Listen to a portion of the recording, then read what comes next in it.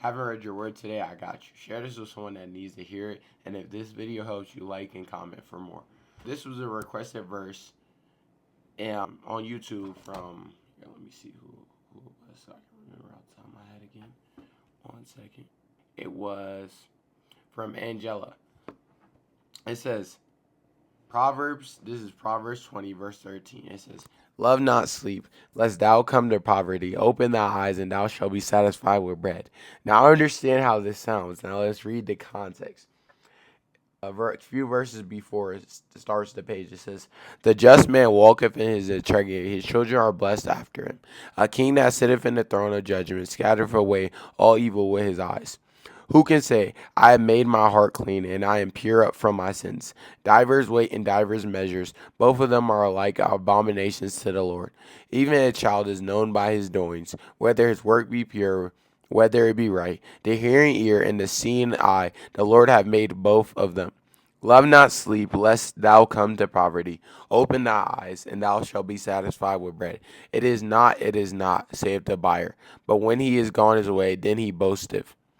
What this is saying is that we should not be boasting. We should not be sleeping as far as being, when you sleep, not physical sleep, like it's spiritual sleep.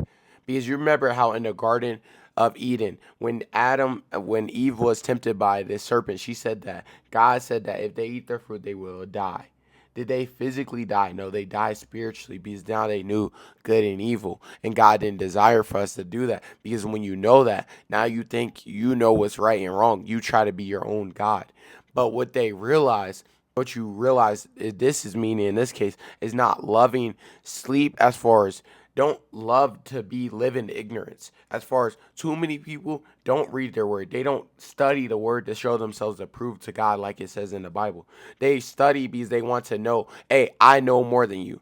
I do this. I did this for my own glory. But I've read the Bible 5 times now just to understand what God is telling me, and it's helped me grow my relationship with the Lord so much more because I realize that the Lord speaks to us through the word.